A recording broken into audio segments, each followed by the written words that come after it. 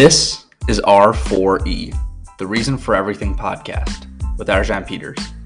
I'm your host, Arjan. In this episode, I sat down with a former classmate, Zawwar Khan.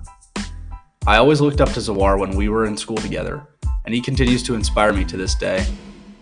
Zawwar is a CPG guru and is currently developing a prenatal vitamin that's expected to launch this summer. You may not know it yet, but you've probably seen his work in one of 4 Super Bowl commercials. In this episode, we talk about his journey in corporate America, bootstrapping numerous businesses in his 20s, the current state of creator brands, and more. Enjoy this episode of R4E. Let's dive in.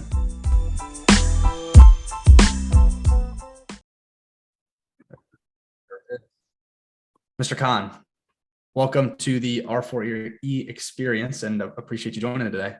Happy to be here, Arjan. Of course, man. Thanks for having me. Yeah, absolutely. Absolutely. So I'd love to know your walk-up song, why you picked it, and if there's any sort of specific reason behind it, and we can go from there. I mean, my walk-up song is also my go-to karaoke song. That is Lose Yourself by Eminem. You know, his palms are sweaty, knees weak, arms are heavy. There's vomit on his sweater already. Mom spaghetti. No, I mean, I just love it. It's a great pump-up song. It's a story about an underdog. And I think we all at one time or another have perceived ourselves as underdogs, and it's just a nice little motivator. So whether it's my go-to karaoke song, I actually just did an ice bath when I was in LA last week, and they were asking me what song I wanted to play. I was like 100% Lose Yourself. Like, that's what I need to keep me in the zone. And prevent myself from babying out and jumping out of the cold water. So yeah, Lose Yourself really just gets me amped up. I like it. Interestingly enough, the second episode in a row where someone has brought up something about Eminem, and I have to ask, have you seen the recent AI build out that David Guetta did, where he made a Eminem song that he just used some chatbot to write Eminem lyrics and then use it to use a voice recognizer to create Eminem style music? I'm not sure if you saw that or not. No, I actually didn't know. That sounds super interesting. It's pretty crazy. I mean, just seeing how all this artificial intelligence is affecting everything from actual like technical jobs to music and stuff. But yeah, let's dive in. So tell me about last we connected. We were in a Starbucks together, catching up on your latest and greatest adventures. But walk me through. Yeah, I see your camera back there on your shelf. So walk me through, before the pandemic. I know you're traveling a ton. What have you been up to the past, call it, year or so? I know you were traveling a bit. Pandemic happened, and tell me about where you are today and what you're up to. Yeah, maybe it'll help to just give people a little bit of context on how we even know each other. We grew up kind of together in the same hometown, middle school and high school years together. We became good friends kind of closer to, sophomore, junior year. And then we had a chance we went our separate ways for college, and then kind of had a chance to reconnect like a year or two ago. So really happy to be on this podcast. After college, I ended up traveling a little bit. I went to school in Ohio, which was a little bit different for me as someone who's like lived in like 6 different states and lived abroad. I've always been someone who likes to expose myself to as many cultures and new experiences as possible. I'm an Enneagram 7, which means I love new experiences, new all the time. So going to school in Ohio for 4 years, by the end of that experience, I loved it. I loved my time there, but by the end of it, I think I was ready to just experience something a little bit different, something that excited me. And so, I was planning out this post-grad trip and was like, oh, I really want to go to Sri Lanka. And I started to realize that like flights as you get out of the US are a lot cheaper.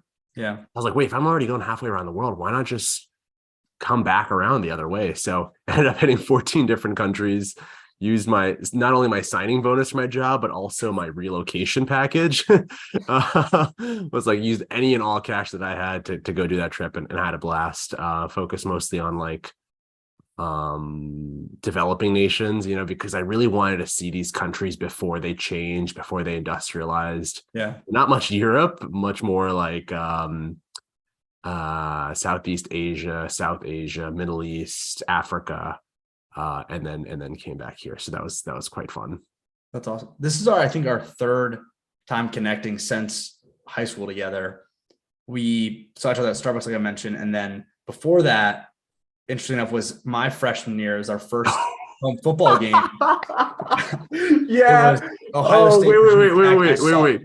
You Can I posted a can Snapchat story or something where I saw you were in Blacksburg.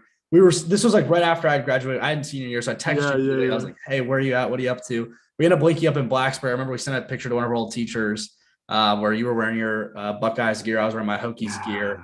But we talked about this before we started recording here. But you mentioned, I mean, I remember you always used to wear your Virginia Tech sweatshirt at McLean when we were in school together. So walk me through that kind of that path there, because for all intents and purposes, I thought you were a Virginia Tech guy through and through, and we were in high school together. And then you're a year older, and so you ended up going to Ohio State. And you know how it is at that point; we kind of lose touch, and you're off doing your thing, I'm doing my thing. So walk me through that. When I was in high school, actually when I was in middle school, I realized that engineering was kind of the avenue I wanted to take with my education. I just love taking things apart, putting it back together again. I have this vivid memory of my 12th or 13th birthday where my brothers got me like this RC car, and the first thing I did was like rip it apart. And I was like trying to drop as much weight as possible so that I could hit bigger jumps, and was doing all these different things. My brothers were really pissed at me. They're like, "You're breaking the toy we got you." And then eventually, I think when I started fiddling with the batteries, because I was like, how can I increase battery life? Can I get more juice in this thing? I was wiring some AA batteries, and something happened, and I did eventually end up breaking it. But I love taking things apart, putting it back together again, seeing how they work. And so engineering was always where I wanted to go. So being a kid that lived in the state of Virginia, right outside of DC, I was like Virginia Tech makes the most sense. At the time, they had a pretty good football program. I like football. Like, this seems like a no-brainer. So yeah, I was always decked out in Virginia Tech gear. That's always kind of where I wanted to go. But come my senior year, when I ended up applying, I was accepted to the university, but not to the College of Engineering. And the stipulation was like, hey, you can still be, an engineering student here. All you have to do is just take the Intro to Engineering class at your local community college the summer before you arrive, and get a baseline 3.0 GPA when you for your first semester, and you'll be right on track come second semester freshman year. Not that big of a deal. And honestly, I was pretty ready to just say, okay, sounds good enough, I'm in. But when I was speaking with my dad about it, who I respect a lot, he said, hey, listen, buddy, you got like, one of my other safety schools was Ohio State, and he was like, hey, like they're giving you a pretty nice like scholarship program here. Like, I think you should at least go check it out. So we took the 6-hour drive to Ohio State, and my expectation was cornfields and buses that went miles to get from one class to another, a huge campus. And I was deceptively presented with an above averagely warm and sunny, I think April day. So my goodness, dude, the state of Ohio is entirely gray and very, very cold, and Columbus is very windy for most of the year. But it was a bright and sunny April spring day, and people were out and hanging out outside. And the people that I met like on the tour were very down to earth, and that had a huge impact on me. I've always believed that the people you surround yourself with have the biggest impact on you. And I didn't grow up in Northern Virginia. I did my middle school and high school here, but before that, I was in Texas. And so, Southern hospitality had a huge impact on me. Before that, I was in Saudi Arabia. So I was always around people who were very grateful for whatever they had. And, I think that I maybe just had one too many friends. I wouldn't say this is a generalization on McLean or our hometown or our high school, but just I had a couple of friends who maybe were sometimes a little bit entitled with what they had. And that just always rubbed me the wrong way. And so there was a small concern of mine where if I went to Virginia Tech, would I just be exposing myself to more people like that, and thus potentially hurting who I was going to be in such transformative years of my life. So, just seeing those people who are just so grateful to even have the opportunity to be in college, a lot of first generation college students, sunny days and big football stadium, pretty compact campus. I was like, this looks pretty cool. Like, count me in, huge gym. Like, I was super into working out at the time. I was like, yeah, let's go. Let's do this. So took the leap of faith and jumped to Ohio State, and really felt like kind of starting my life off anew, going to school out of state. So that was pretty great. But then so this now ties back to what you were saying. My first home football game, my freshman year, I think our first game was like against Navy away, but my first home football game, which I was so excited about, it was a night game. It was 2014, and it was against Virginia Tech. And so obviously this meant a lot to me. I was like, yo, this is crazy. And obviously Ohio State was expected to like really just number one in the Virginia country Tech, at the time, right? It was like expected. Like we had we didn't have Braxton Miller. Braxton Miller just got injured, but like we had a lot of great stars on our team. And we ended up losing. And I will not forget the horrendous things that all of our high school friends are saying to me on Snapchat. By the time I got back to my dorm and I finally got Wi-Fi again, I'm seeing people burning couches in Blacksburg and very personal attacks on me. Obviously, it was like my first time experiencing like a college football game like that. And man, I was struggling because, it was a really difficult decision to like go to Ohio State. And then all of a sudden, it's like it's the one school who I was kind of, considering ends up beating us. And the one thing I thought we were better than them at, football. So the way that these out of conference games works is usually like if an Ohio State, which is in the Big Ten conference, plays Virginia Tech in the ACC conference, is that they'll usually do a 2-game deal. So one game will be at one school for a home game, the other one will be at the other school for the home game. So the next year we were going to play Virginia Tech again. Also, caveat: Ohio State ended up winning the national championship. That was the only loss of the season, playoffs. Right? So yeah, we won the national. We beat Alabama. We beat Oregon. We beat Michigan. We had a great year that year, but yeah, Virginia Tech was the one black mark. A great freshman year though to win the national championship. The next year we were playing at Virginia Tech, and there's no way in heck that I was going to miss that. Right, as soon as the away football tickets were being sold, I snagged one. And I was chatting with our friend Paul Figali. I was going to stay with him, and as the date started getting closer and closer, like I couldn't find a ride down there. Like all the Facebook groups were for some reason just barren. No one was driving down there, and there's no buses that connect Columbus and Blacksburg, and there's no trains, there's no planes. And I'm like, how the heck I didn't have a car on campus. Like, how am I going to get down there? And I remembered from my physics project, or high school physics project, that you can rent a U-Haul. Because we built a big catapult, we had to bring it to school, and so we were 16 and we just rented a U-Haul and brought it to our high school campus. And I was like, oh shoot, like I'm too young for a rental car, but maybe I can get a U-Haul. So I rented a U-Haul. They didn't give me one of those big box trucks. They just gave me like a little pickup truck, and I just drove the U-Haul down to Blacksburg all by myself. I even posted on the Facebook group like, I'm going down to Blacksburg. I've got an extra seat and a whole bed in the back if anyone wants to join.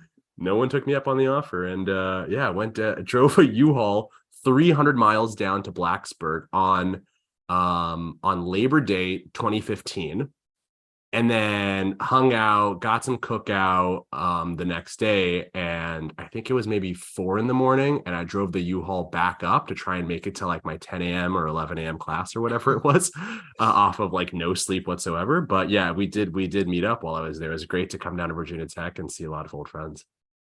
That is just crazy. Walk down memory lane. I mean, the Tech upset in Columbus your freshman year was crazy. I remember I was a senior in high school watching that on TV and seeing everything, all the chaos that ensued in downtown Blacksburg after that seemed pretty crazy. And then you guys ended up, to your point, laughing all the way to the national championship that year with that one little asterisk of a loss on your schedule. But I'm pretty sure someone was making T-shirts in Blacksburg that said Virginia Tech national champions, because and then it had the Ohio State score on the back, like we beat the national champions, so we are the national champions. Sounds about right. And then that U-Haul loophole is pretty interesting. I'm sure hopefully anyone under 25 listening to this can, and U-Haul might not be very happy about it, but that's an interesting loophole. But yeah, crazy that you ended up getting down there. And then, that was like the last time I saw you. And then we connected about probably a year and a half, 2 years ago. And so much has happened since then. So walk me through that. You finished your 4 years in Columbus, you graduate from school. Where did you end up landing post-grad, and what was that experience like for you? Yeah. So, I guess in the spirit of the Reason for Everything podcast, just ending up at Ohio State alone had a huge impact on my professional career, just because of, what college you choose to go to has a huge impact on like what companies are showing up at your career fairs. Mm-hmm. So Ohio State being in the Midwest opened up a lot of doors for me, coincidentally with like the automotive industry, which is where I always kind of wanted to work. I love taking apart those RC cars. So my first internship, I ended up at Honda, where I was doing crash and safety testing. So it's like kind of their top secret, like R&D facility here in North America. Just happened to be like 60, 90 minutes outside of Columbus. And so you might have seen like the commercials where they have like the dummy sitting in the car and the yellow stickers and they crash them into walls. So that's what my internship was. So take next generation Hondas and Acuras, crash them into walls, put $1 million dummies in there, take these $1 million prototypes that are not going to be launched for another 2 or 3 years. And it was I thought it was going to be perfect for me because I love just the positive aspect of the role. Like, hey, we're doing this to save people's lives, potentially not even today, but like 20 or 30 years from now, when this car ends up getting passed down to someone's kid or someone's grandkid. So I love that. Also, there was a good balance of like on the computer versus like in the lab. So half my time I was like working like a mechanic and taking apart seats and putting, airbags in and out and taking apart seat belts, steering columns. And the other half was like upstairs, like analyzing the data collection and the high-speed video to make like strategic recommendations on like developing the car. And I think that the car I worked on most while I was there was the Honda Civic that actually rolled out globally. It was actually designed, developed by American engineers right in Ohio. But my goodness, I learned really quickly that like, whoa, this is way too technical for me. Like, I don't like working with a whole bunch of engineers. I like storytelling. I like socializing. I like being closer to the business. I like being closer to the consumer. I am dying here, like working with just a whole bunch of engineers. It sucks. So ended up leaving that internship, coming back to campus and being like, I never want to have the word engineer in my title, but like, what do I want to do? And like most college students at some point or another, I was like, consulting, that's what I'll do. So started like reading all the case study books and being like, oh, this seems nice. And I think what stood out to me most was like the fact that it was flexible and that I didn't really have to commit to any particular industry. And I think I was just scared to make another wrong decision. That was scary for me to realize that, hey, my dream career of 6 years, I just accomplished it and I got it and I didn't like it. Like that was scary. I was like, oh no, now what? So was pursuing some internships with like the consulting side of things, and simultaneously actually started having some really good conversations with Procter and Gamble. So Procter and Gamble is one of the largest CPG companies, at least the largest ad spender in the world, and they make brands like Tide, Old Spice, Febreze, Secret, and many others. And their headquarters is just down the street in Cincinnati. So once again, they recruit pretty heavily out of Ohio State. So great idea for me to end up there. And they had a supply chain internship there that was focused on that was really kind of appealing to me because supply chain felt like a good balance between like engineering and business. Right. So I ended up there, and I was just networking my butt off, and I started meeting some brand managers who were like former MBA students at Ohio State, and they ended up at P&G. And I was learning so much about brand management. And I was like, wow, this is really, really interesting. I love this concept. Brand management is this concept that P&G actually developed themselves 80, 100 years ago. And it has really stood the test of time. It's actually the root of product management today in tech. Like that, the basic principles of it have applied and transcended CPG and have pushed all the way into tech. And it's just like this idea of like being kind of the hub of the wheel. If the metaphor is like the whole tire, the whole wheel is $1 billion brand, you're the hub, and you have to guide each of the spokes in the wheel to work together to make sure the wheel keeps rolling at the right speed and in the right direction. So make sure finance is working with R&D and working with our creative agency partners and working with, supply chain and blah, blah, blah. Loved it. And I was like, okay, where do I apply? And they were like, you don't apply. And I was like, why is that? And they were like, well, this is a role for like MBA students, and to be frank, Ivy League MBA students. And we only look for, we mostly recruit out of just our internship pipeline, and we don't give internships out to anyone unless, they're in that MBA. And I just kept being so persistent and just picking away and just not taking no as an answer. You even had to go back to my supply chain, like the folks there, and they were even saying, no, Zawwar, like, don't go do this. Don't go do this. They were like, you can't, have an offer from us and also have the offer from them. And I was like, well, forget it. Then I'm going to just say no to your offer today. Sorry. Like, you don't even need to give me an offer letter. This is what I want. Yeah. Sorry, I'm getting a little bit carried away. No. I haven't shared the story in a while. So what ended up happening next? So, Yeah, they had a case competition on campus, and I knew the people who were coming to run the case competition because I networked with all of them. Yeah. And I was like, please, please, please, like let me in. It was like a case competition for our business school, and I bothered them and nagged them enough that they were like, okay, you can come, but like just don't make a scene, don't make a mess and whatnot, right? And so I showed up, and I was my team ended up winning the case competition. It was like a big brand competition around like how we make Puffs a stronger competitor against the Kleenex brand. It had strategic, analytic, and creative elements to it. And that's what got me my foot in the door in the interview process. And that's kind of when they revealed to me, they're like, all right, Zawwar, like our entire recruitment pipeline comes through our internship, and we have like 30 to 40 interns a year. And 3 or 4 of them, we've recently just opened up spots for undergrad students because we've seen undergrad students have come to us and they've said, we want to work here. And we say, shoo, come back when you have an MBA. And then they go get that MBA and they go work at one of our competitors. So we've decided to open up some spots for undergrads to see if they can, essentially if they can hang. 7 rounds of interviews later, got the role. Was on the Olay women's skincare brand, loved it, excelled. But what I really fell in love with most there was the product development process. So like, what are the new products that we're making? So like, what are her problems? What are our customers' problems today? Like maybe with Olay, it's she has dark circles under her eyes, or she has smile wrinkles that she doesn't like. Well, great. How can I, as the brand manager, go inform my R&D partners and R&D scientists' innovation pipeline and innovation roadmap to go prioritize these products that will, excite her and delight her on the shelf and grow her basket size with us. Yeah. But they have such a great R&D team over there that they're whipping up Tide Pods and Swiffer and Febreze and all these other great products that we know and love, that brand managers didn't have much ownership there. That was kind of like a R&D, what can you whip up brand, go commercialize it. So started scouring the landscape again of CPG to say, hey, how can I be both a brand manager but also lead kind of these innovation teams?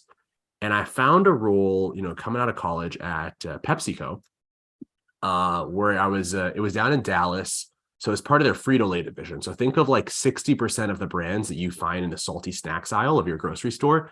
And they had a role there to co-lead our brand innovation teams for our Doritos and Cheetos brands. So here's, my second and my third $1 billion brands to work on. And I was doing essentially my dream job. And I was so excited coming into an amazing manager, an amazing director, an amazing VP who went on to become the CMO of Frito-Lay. And, I was really blessed to have some really great people around me to help me unlock my true value while also kind of mentoring me and guiding me along the way. While I was there, we launched over 25 new products, some of which are still launching today. You can find Cheetos pretzels as an exclusive in Kroger's across the country now and today. 4 Super Bowl ads, Lil Nas X, Mila Kunis, MC Hammer.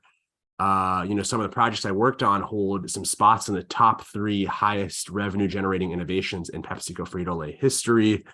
Over $500 million worth of chips sold in just the last few years alone.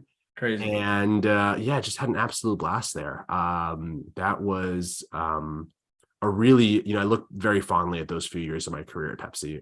Great people, really great opportunities to like just stretch me as as a high performer. And I had great managers and directors around me who, kind of loosened the leash a little bit on me and like let me go run and have fun. And I did my best to make them look good along the way. That was the promise I made to them in return. So that's I'll pause there because I've been talking for a while, but that's a little bit of kind of where I went. No, it's super, super helpful, and there's just so much to dive into there, and so appreciate the context. I guess in reflecting back, sitting where you are now, when you were a kid, what was CPG? It's consumer packaged goods, CPG? Yeah. Was that something that anything you can think back on as a kid, did that draw your attention when you're walking down the aisle? Were those things of interest to you as a kid when you're looking back, or is this just a beautiful happenstance? Not any more than I would say like any other kid, right? Like we all love Reese's Puff, like all those fun, exciting ads and brands, right? There's the whole role. There's like the whole other world of like children's brands, and there's those brands that are entirely made to get little 6-year-old Johnny to pull at mom's dress and say, "Mom, stop! We need to get this," or this has SpongeBob on it, or this has Paw Patrol on it. Whatever's cool, for kids those days. I think what when I look back at my childhood and I try to find some red threads, I think what the red thread for me was, since I grew up moving a lot, I definitely, honed in on that skill set of, kind of making new friends. But I also moved to very, very different places. I'm, Saudi Arabia and El Paso, Texas, which is essentially the most Mexico you can get inside of the border of the United States. It was, the sister city of Juarez. And that was a whole nother experience. And then coming to like McLean, Virginia was complete opposite experience of that. So getting those experiences started to actually show me a red thread in humanity. I started to see obviously I saw like the surface level differences between kids in Saudi Arabia and El Paso, Texas, and like DC and like Ohio and all that stuff. But what I think I started to get really good at was I started getting good at like looking just like, a level or two deeper than that, to realize that there are a lot of similarities in people here. There's a lot of similar personality types. There's certain kind of archetypes, you could even say, that I was meeting in these places, and very similar motivations, right? Like, especially when you're in those like younger ages, people are worried about how they're being perceived. People don't want to be different, but then as you get older, you do want to be different. There were all these little elements that I think I started becoming a lot more aware of than I think others were at our age at that time. And I think that ties really beautifully into marketing and brand management. If I were to do brand management, and if someone wanted to go into brand management, obviously I'd recommend engineering as a degree, because I do not regret that degree at one bit. It really challenged me and taught me to solve difficult problems. But the second degree I'd recommend is psychology. It's so rooted in psychology and understanding people's motivations. I think that just moving around so much, it kind of forced me to build that muscle up when I was younger. And it's caused me to become a little bit better at it. It made me, I think, a better brand manager. Absolutely. Pull that red thread a little further. I like that a lot. I've actually never heard that. Pull that red thread a little further for me and get me from PepsiCo to today with Rel. How did that transcend? It sounded like you really kind of dug deep and really rolled your sleeves up for all things CPG in that role. But what got you from that PepsiCo experience to today? So I was, I remember being just 6 months into PepsiCo, 6 months after my trip around the world. And I could feel that something was off. Something just didn't feel right. Even though I was being challenged at work, I was really happy to be working long hours. That's actually exactly what I wanted coming out of college. I don't have a lawn to mow. I don't have kids to take care of. I want to learn as much as I can. But still, I just was feeling like something was missing. And I remember a whole bunch of my friends came down to Texas to visit me for a holiday weekend. And we were all sharing our updates. And I was like, everything's just fine over here, but something feels off. I'm not sure what it is. And I think what I realized shortly after was that my manager actually at Procter & Gamble, my brand management role, she called it out for me, where she was like, Zawwar, I don't think you're a good fit in corporate. Like, I think sometimes you like move a little bit too fast, and sometimes you want to like break down walls a little bit too, like you're just a little bit destructive. Like you're thinking outside the box a little bit too much. And so I think that she was 100% spot on in that, like, I was really eager to try something of my own. I wanted to take a little bit of a risk. I wanted to try something new. I was getting a little bit bored of like taking orders from others. I wanted to build a strategy and then go execute on it myself. So, I'll skip this part because this is a whole nother story, but I launched my own houseplant delivery service in the middle of the pandemic, which was absolutely chaotic. My manager ended up going out on maternity leave. My director ended up getting promoted. And so it was like I was doing 3 jobs in one at PepsiCo, while also having like 18-wheelers come in from California, Hawaii, and Florida full of houseplants. And I've got to run it down to my like warehouse and unload deliveries and prep new deliveries and be a social media manager, be a delivery guy. I did that for a little bit, but I realized that didn't really match my lifestyle. It really wasn't something that excited me too much. It was just an example of me being able to predict, a trend. So I was, late 2019, I was like, hey, I really think houseplants are really going to blow up and be really exciting. I want to execute on that and I want to like drive value here. And so obviously they did. Then the pandemic happened, and then the trajectory that I expected, that doubled and tripled because people were at home and wanted air purifying plants, and they wanted to make their space a little bit nicer.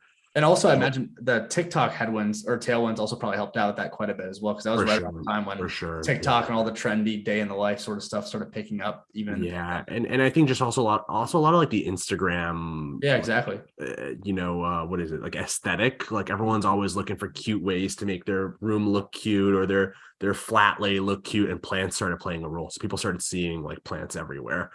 Social media for sure played a role in that. And that's kind of what I was like starting to predict. I was like, oh, something's happening here. I see the sands moving here. So did that for a bit, realized it didn't match my lifestyle that I wanted, didn't really excite me too much. So I ended up putting that down. And maybe like a month or two later, I started having this hypothesis with my best friend around like creators and CPG brands. We were like, man, like something interesting is happening here. Creators, this was around 2019, late 2019, that we were like, creators are starting to, for the first time, like push into commerce with their merch, and they're actually serving a pretty important role in driving sales for brands. But not many people have like really unlocked the fullest potential here. So I looked at, The Honest Company by Jessica Alba as a really great example of like, she was at the top of her career in 2010, 2011. What was it, like Good Luck Chuck, I think, and like Fantastic Four and a lot of other movies.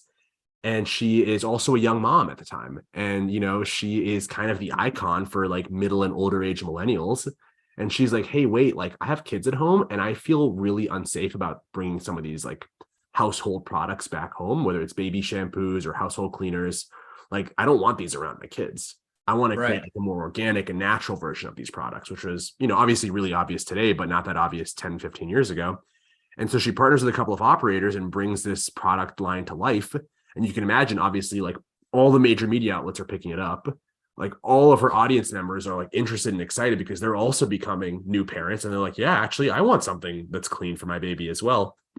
And, she grew it eventually to unicorn status, $1 billion valuation. As we're talking right now, there are moms all across the country at Walmart's, Targets, and other stores buying her products, whether it's baby care or skin care or hair care. She's killing it. They have no idea that Jessica Alba's even behind it. She made such a great brand that it was able to transcend her identity and her audience. And I was like, man, I really think creators can do this. Creators just are lacking the like operator support to go bring this to life, right? Like it wasn't just Jessica Alba alone that brought that to life. It was her co-founders, Christopher Gavigan and Brian Lee, and their teams of tens, if not hundreds, that helped bring that to life. And I was like, well, I really do believe that a lot of creators today actually have stronger relationships with their audiences because they're not playing characters. They're bringing you into their real life living basis. And secondly, they kind of have like bigger reach and bigger like awareness. And so they have like stronger relationships with their audiences as well. Sorry, brain fart. So Jessica. Welcome to that. So you said in like 2019 or so, you had you and your friend were talking about this next tidal wave of creators building these CPG products. So where we ended up after that was Clubhouse as a social. Yeah, I remember that. It was like a social audio app. So essentially like people could walk into these digital rooms and there would be people who had speaking privileges. So they were kind of on stage and then the rest of the people were just kind of listening. And so I started showing up into some of these rooms and just kind of, it wasn't really like a startup idea at the time. It was just kind of a hypothesis that me and my friend had. I started poking my head into these rooms that had creators in them. And my bio was all about, hey, I'm the CPG guy. I have like Super Bowl ads and blah, blah, blah. And people started inviting me to join the stage and started saying, hey, like, wait, tell us what you do. Like, we're actually really interested because these are two very separate industries. You've got like new Hollywood over here, new media, new entertainment.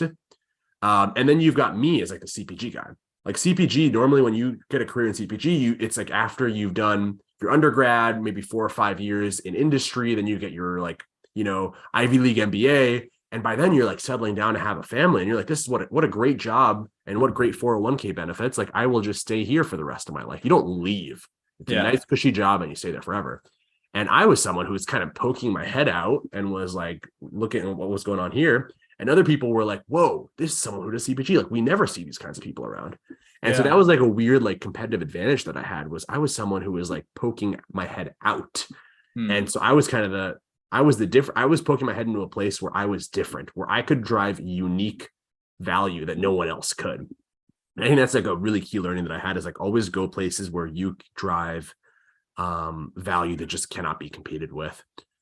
So a lot of creators started reaching out to me and started, they could access my Instagram and my Twitter, and they started sending me DMs. And I started to realize that like there was an opportunity here to help them, right? They were like, hey, please help us with our idea. Please help us put together our like manufacturers and our formulation. And so I started doing a little bit of consulting on the side to just help them with small things, like in the evenings and the weekends when I wasn't working at Pepsi. And after a few months, I started to actually meet a few creators who had really great ideas. Like, they were sitting on amazing innovations. They were actually leveraging their comment section for a two-way dialogue with their audiences.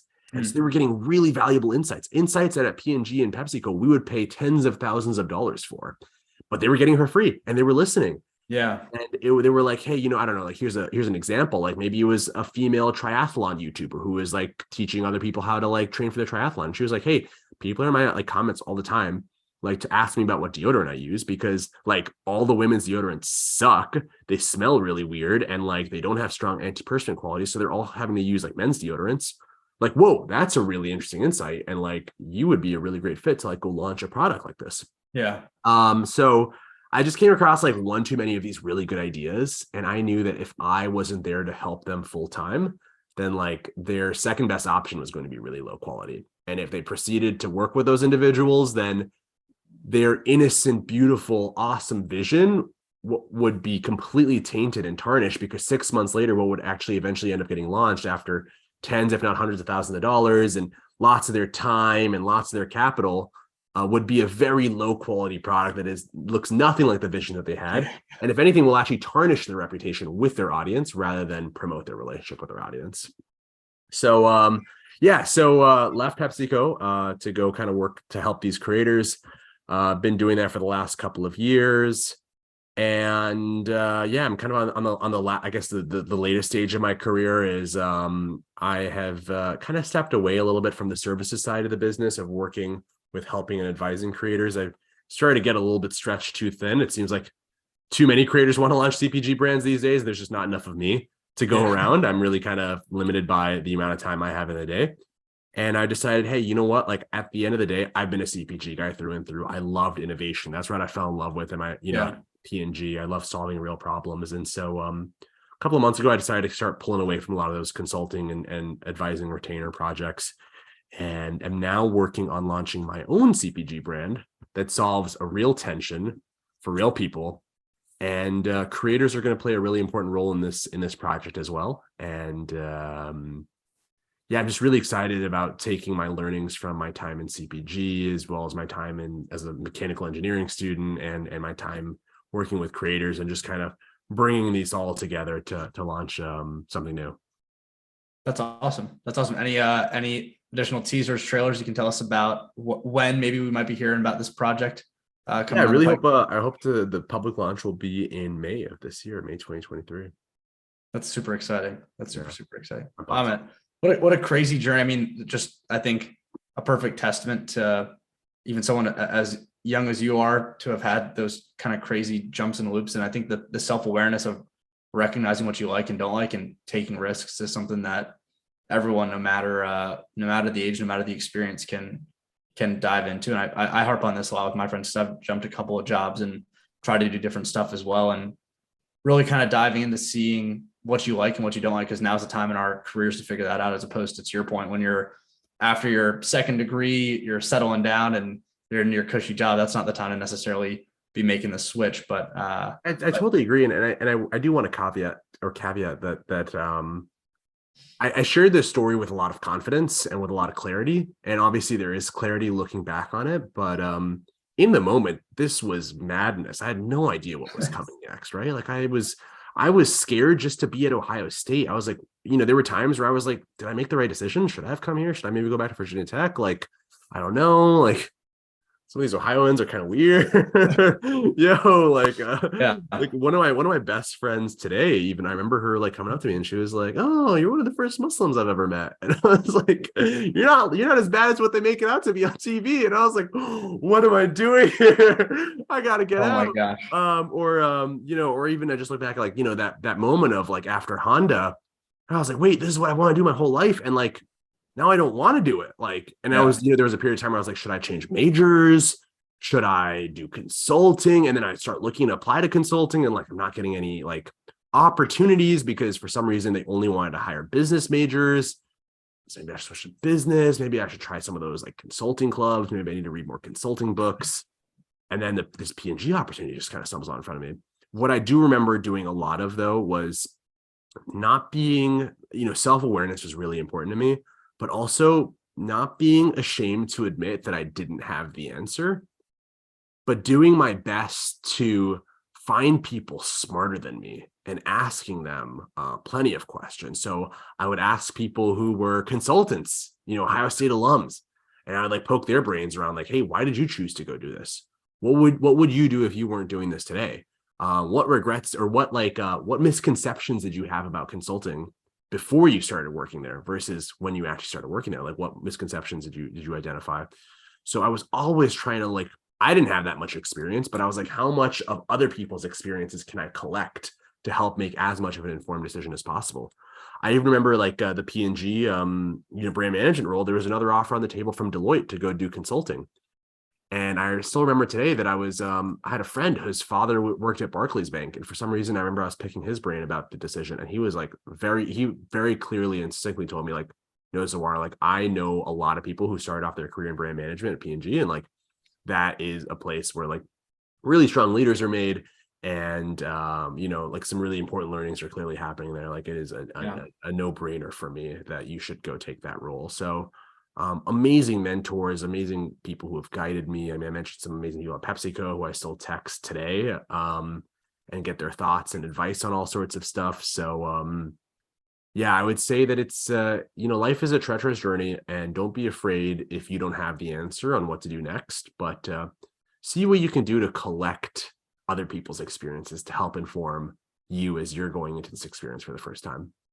Yeah, super. Do you have that person or people in your life today that you lean on? Are there specific people you can think of besides your P&G folk? There's like, I think I've heard it called before, your kitchen cabinet, the people you go to for your as your kind of like life war room scenario advisors. Do you have people? For sure I do. I mean, for like the broader like topics, but I think it's also, I think like you've got the kitchen cabinet or whatever for like the broader life topics and like, hey, I need someone who really knows me and can give me good advice.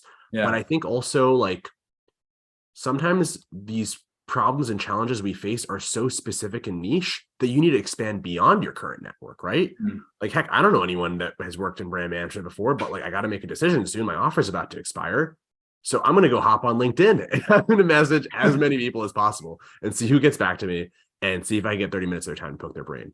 Or right now I'm working on developing a website. And I'll be honest with you, I am not afraid to admit that I know a lot of things about brand building, but like website development is not something that I have done in 3 years. And a lot has changed in 3 years. So I start like, I break down the problem and I say, okay, well, there's the front end and there's the back end and there's the copy and there's the photography and there's the layout and there's the tech stack. Like I take a big problem and I split it out into many. And then I start looking across either my current network or, outside of my network. And I start saying, okay, well, who has done these challenges before? And how can I get 30 minutes of their time to just like learn from them a little bit? How do I get the crash course? I don't have time to sit through a 4-year degree on this. But like, who can I go talk to? And then, I talked to 4 or 5 people and, oh, wow, look at that. 3 or 4 of them recommended that I use this product. And 3 or 4 of them told me to do this or that told me to do that. Or the first 2 people gave me conflicting advice. Well, the third person I talked to, I'll ask them about that topic to try and get a tiebreaker. So it doesn't always have to be like the really big, crazy life stuff. Like it could be small things in life. Like, hey, I'm part of this project. I have to build a website. Like, okay, well, first things first, just admit to yourself you don't know the answer.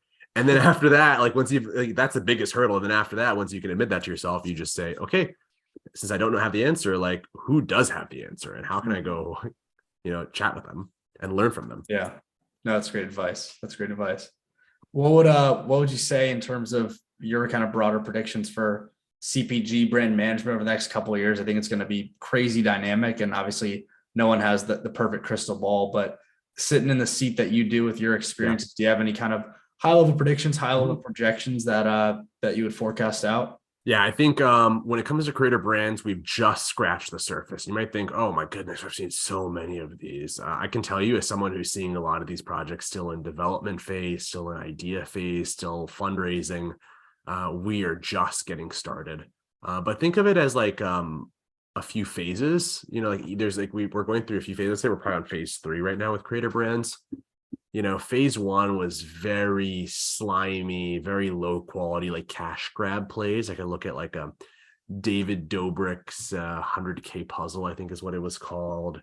We were seeing a lot of brands that were like launching that had no relevance to the creator or the creator's audience, like Addison Rae's Item Beauty, which just got pulled from shelves at Sephora. So like they laid the foundation, right? They what was it that they walked so that the next set of brands could run. So we appreciate them. We appreciate our ancestors. But I think you're going to start seeing more and more brands that are actually like diving into insights and saying, hey, what are the categories that are actually like ripe for innovation, right? Like Prime by Logan Paul and KSI is rooted in really great insights on the fact that like, hey, the sports drink category has gone completely uninnovated for the last like 30 years. A bottle of Gatorade has as much sugar as a can of Coke. Like a 20-ounce bottle of Gatorade has as much sugar as a 12-ounce can of Coke. And a cup of milk, 8 ounces of milk, has double the electrolytes as a 20-ounce bottle of Gatorade. It's like the biggest farce in like American commerce that like they've somehow tricked America into believing that they are like a beverage for athletes. Go to your local Dick's Sporting Goods. Find those big tubs of powder that coaches use to dump into the 6-gallon buckets of Gatorade. And if you look at the nutritional facts, it'll say 1 serving, 23 grams. In 1 serving is 21 grams of added sugar. That's over 90% of that content is just sugar alone. We're just giving kids sugar water and saying, you're a good athlete, son. So there's real insights there that heck, I was even pitching creators on the idea of like doing a sports drink before Prime launched. But it's like, whoa, I think that the success of this product is actually rooted in the category, the operator, the insights. The operator behind this also runs Alani Nu and 3D Energy. They have existing relationships with national retailers, which is a big part of why they blew up the way they have over the last year. So I think real insights, real innovations, real exciting stuff to come. And the second thing we'll see is a lot more creator brands choosing not to launch by themselves. There's no need to go hire your own CEO and spend all this money on inventory and teams and drop 6 figures on just launching the brand. That's really high risk. Right. Creators start thinking about launching a brand that can really transcend them and their audiences. They're now full-fledged entrepreneurs. They have a little bit of a competitive advantage because they have access to an audience for free, but still they're full-fledged entrepreneurs. So you got to be really like landing on some really great innovations here. And there's a lot of risk. Entrepreneurs are all about minimizing risk. So I think a lot of creators will now start to partner with either existing small, medium, or large size brands to say, maybe you can help us launch this ourselves. A really good example of this is, remember Travis Scott's like Cacti Jack? That was a partnership with Anheuser-Busch. And when alcoholic or hard seltzers were like impossible to find anywhere on shelves because they were sold out everywhere, Cacti Jack was everywhere. It wasn't necessarily the best tasting product, but because he had the operational efficiency of Anheuser-Busch on the back end, and they could just be like, yeah, we'll just like flip these Bud Light, lines, production lines into, Cacti Jack lines. And we have an employee in every single like grocery store in America, like every single week. So we can make our products available when all the competitors are not, which was great for Cacti Jack, all of a sudden becoming super relevant, super important, because like people will go looking for high noons and all they find are Cacti Jacks. And so Cacti Jack became cool all of a sudden. So that's a really great example of like Travis Scott isn't really like lifting a finger. He's just watching the money kind of come rolling in. And it's like no risk on him, right? If it fails, he didn't lose hundreds of thousands, if not millions of dollars. It's also not taking up that much of his time. So I think a lot of creators, news was going to start to spread really quick of like just how hard this is and some of those horror stories of people just failing. And creators will start to get a little bit more smart about this. And maybe they'll start reaching out to brands who are giving them sponsored posts and start saying, hey, you have access to manufacturers and formulators and customer service teams and fulfillment and returns. Rather than just doing a sponsored post next time, what if I did a collaboration with you, right? Like, what if I, made a flavor of an electrolyte powder with you? And it was like the Zawwar's flavor by you guys. You give me a whole bunch of the profit. And what you get in return is you get credibility, you get awareness, you get impressions, you get social media followers, you get email signups. That's a pretty good transaction right there. And it's a win-win if you ask me. So I'm expecting to see better products from creators, more products from creators, and lastly, more creators looking to find the path of least resistance to launching a product rather than sinking a lot of time and money into it. Let's be a little bit smarter about name, image, likeness, royalties, licensing deals, collaborations, co-creates to help me as a creator expand into physical product. Super good. Your subject matter expertise on the CPG space is just unbelievable, man. I'm excited to see kind of where it goes from here and the knowledge you continue to gain. And I'm excited to hear about your project in May. Let me ask you this question, and feel free to brush past it if you don't feel comfortable answering, but is there a brand or a company that would be looking to partner with a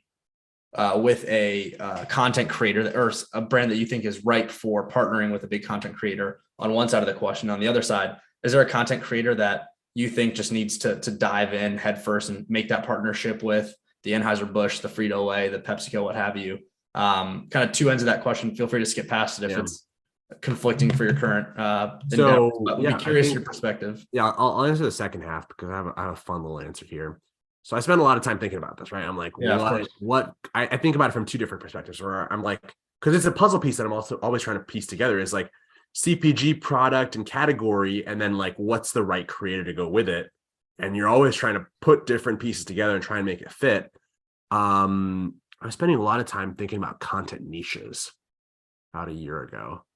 And I was like, man, what content niches are ripe for commerce and are growing very quickly and have great personalities? I was using a variety of different metrics to compare different content niches. And what rose to the top for me were categories that all seemed to have like a similarity amongst them. And the way I defined it was middle America male hobbies. This is a category that's growing really quickly on YouTube. And it's a category that I've just defined myself.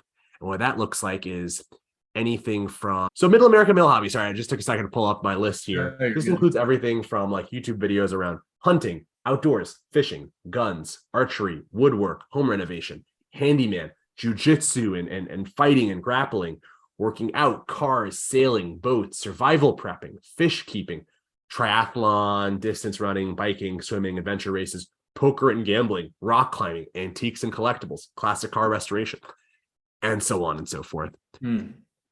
Like tapping into like the psychology of this is like, there are these American men in their 30s and 40s, and they're maybe starting to, some people might call it a midlife crisis, and they're starting to say like, hey, I am working this blue collar, white collar job day in, day out. I'm starting to notice like my personality is kind of starting to drift away into my daily responsibilities for my family and for my career. And I don't like that. I'm losing my sense of identity. And I want to find that sense of identity again through passion. What is something that I can get passionate about and get really excited about? And they might just stumble across it because the YouTube algorithm seems to know them better than they know themselves. And all of a sudden, they're really interested and excited in archery. They're really interested and excited in like DIY stuff. Like they just are like, we never are going to call a handyman ever again. I will figure out how to fix everything in our house. Or actually, I've got I've got some savings. I actually want to go buy that really junk of a house down the street and I want to fix it up myself. I want to do all of the like home renovation myself. So there's these like little things that like people will start to find. And what I love about it is like all of these categories can turn into an identity for the audience member.